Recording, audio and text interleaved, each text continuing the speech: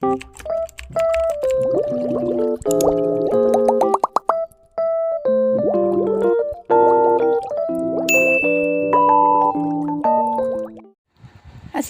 warahmatullahi wabarakatuh.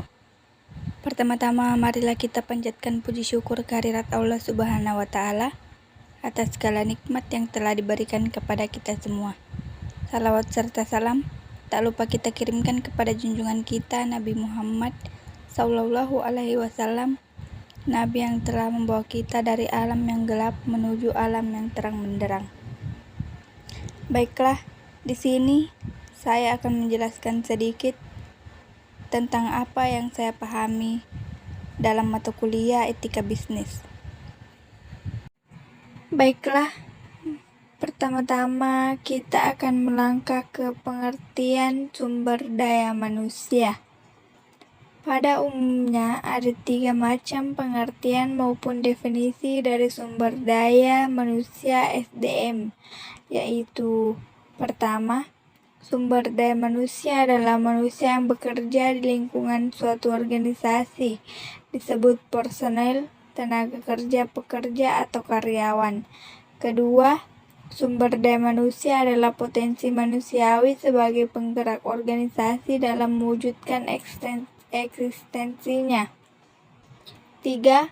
Sumber daya manusia SDM adalah potensial yang merupakan aset dan berfungsi sebagai modal non-materi atau non-finansial dalam organisasi bisnis yang dapat diwujudkan menjadi potensi nyata atau real secara fisik dan non-fisik dalam mewujudkan eksistensinya organisasi. Selanjutnya yaitu fungsi manajerial, perencanaan atau planning, pengorganisasian atau organizing, pengarahan atau directing, pengendalian atau controlling.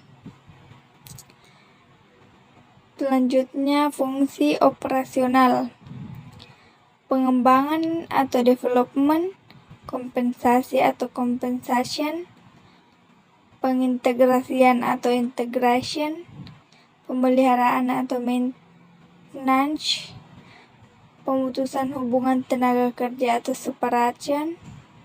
Prinsip etika bisnis dalam MSDM. Konsekuensi dari perilaku yang tidak etis dapat dilihat dari 2 perspektif, yaitu perspektif mikro dan perspektif makro. Prinsip etika dalam bisnis MSDM. Konsekuensi dari perilaku yang tidak etis dapat dilihat dari 2 perspektif, yaitu perspektif mikro dan perspektif makro. Perspektif mikro etika diasosiasikan dengan adanya kepercayaan. Kepercayaan yang dibangun melalui perilaku etika dan mempengaruhi hubungan perusahaan dengan supplier, customer maupun dengan karyawan. Selanjutnya kegiatan dalam kegiatan pemasaran.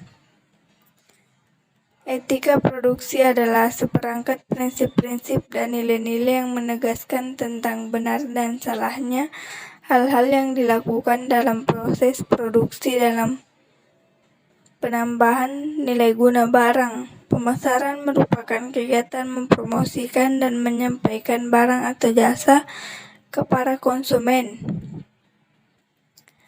Tujuan produksi antara lain memperbanyak jumlah barang dan jasa, menghasilkan barang dan jasa yang berkualitas tinggi, mengganti barang-barang yang rusak atau habis, memenuhi pasar dalam negeri untuk perusahaan dan rumah tangga, memenuhi pasar internasional, meningkatkan kemakmuran, pengertian etika produksi dan etika pemasaran. Selanjutnya yaitu pentingnya menerapkan etika dalam manajemen produksi. Etika bisnis memberikan banyak manfaat positif dalam jangka waktu pendek dan panjang bagi perusahaan.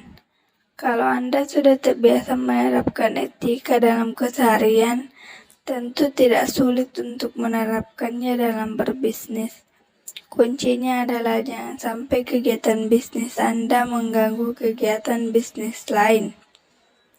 Etika dalam produksi barang dan jasa.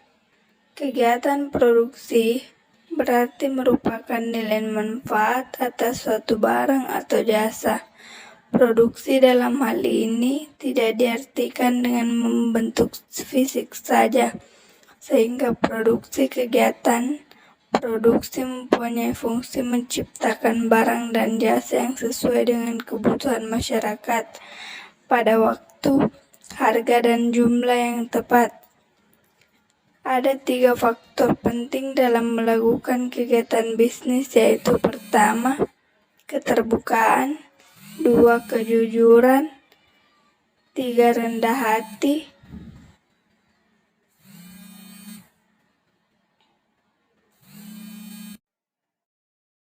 etika dalam kegiatan pemasaran. Kegiatan pemasaran adalah kegiatan menciptakan, mempromosikan, dan menyampaikan bisnis perusahaan. Pengertian pengambilan keputusan yang etis. Pengambilan keputusan etis oleh Carson, Karmar, dan Workshop 2002 menjelaskan pengambilan keputusan etis sebagai suatu proses dilakukan individu-individu yang menggunakan dasar pemikirannya untuk menentukan apakah suatu isu tertentu adalah benar atau salah. Berikutnya, faktor-faktor yang memengaruhi pengambilan keputusan yang etis. Perkembangan moral. Fase ini adalah fase yang mengevaluasi kemampuan seseorang untuk menilai apakah ia benar secara moral. Semakin besar perkembangannya moral seseorang, maka semakin dikit ia akan bergantung pada pengaruh luar, sehingga ia lebih cenderung berperilaku etis. Selanjutnya, etika bisnis dalam teknologi informasi. Etika, nilai norma atau aturan mengenai sesuatu hal yang baik dan buruk, benar atau salah yang dianut oleh golongan masyarakat. Etika bisnis, pemikiran atau refleksi tentang moralitas dan ekonomi dan bisnis. Teknologi informasi adalah pengertian umum untuk berbagai jenis teknologi yang bertujuan membantu manusia untuk mempermudah dalam membuat atau mengubah, menyimpan, mengomunikasikan, atau menyebarkan informasi. Etika dalam bisnis global. Pertama, konsep bisnis dalam globalisasi ekonomi.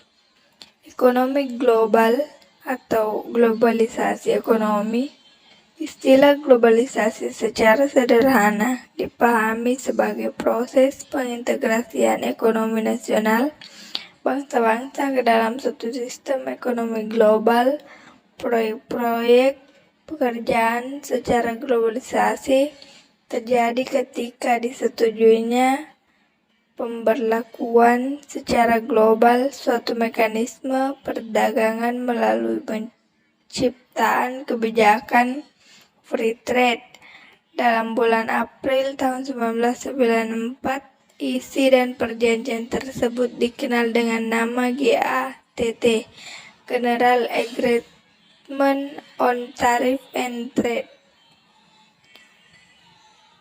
Selanjutnya, lingkungan bisnis dalam ekonomi global. Ada beberapa indikator dalam lingkup bisnis secara global sebagai berikut.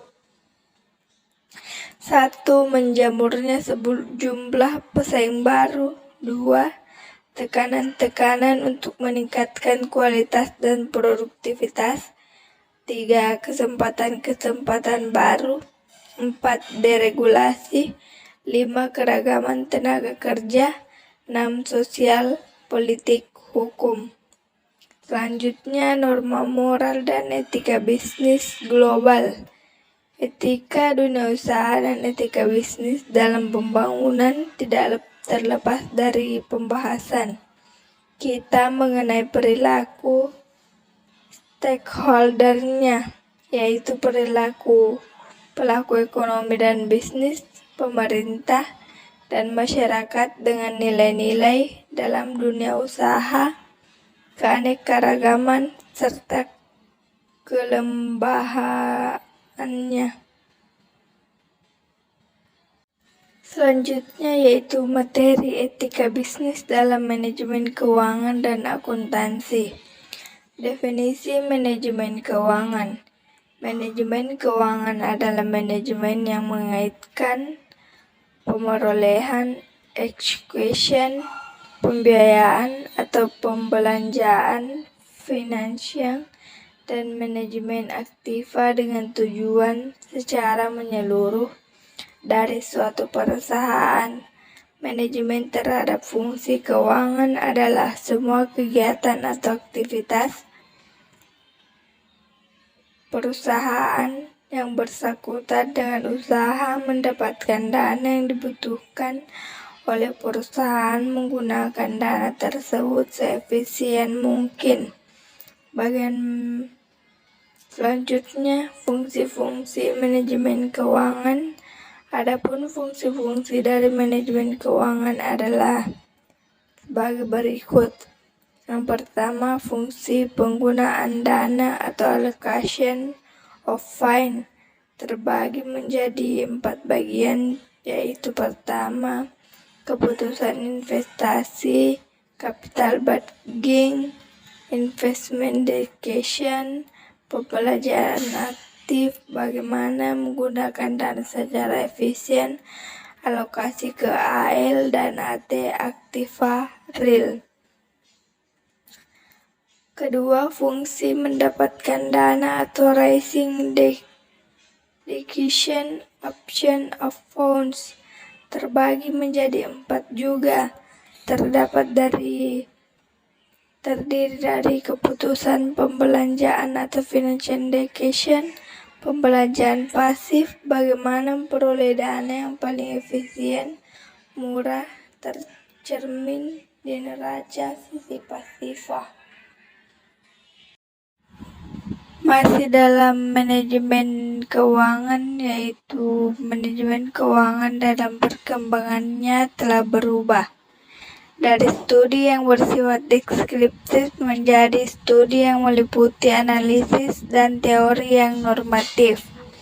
Dari bidang yang meliputi penggunaan dana, alokasi dana, menjadi manajemen dari aktiva dan penilaian perusahaan di dalam pasar secara keseluruhan. Dari bidang menekankan pada analisis eksternal perubahan menjadi bidang yang menekankan pada pengambilan keputusan di dalam perusahaan. Lingkup manajemen keuangan adalah suatu ruang lingkup kegiatan perusahaan dalam mengelola keuangan secara optimal. Dengan sumber daya yang terbatas, tapi tidak didayagunakan secara efektif dan efisien dalam mencapai keuntungan yang optimal sesuai dengan tujuan perusahaan. Adapun beberapa keputusan dalam manajemen keuangan, yaitu pertama, keputusan investasi atau investment decision. Kedua, yaitu keputusan pembelanjaan atau financing decision. Ketiga, yaitu kebijakan dividen atau dividend policy. Keempat, yaitu keputusan manajemen aktiva.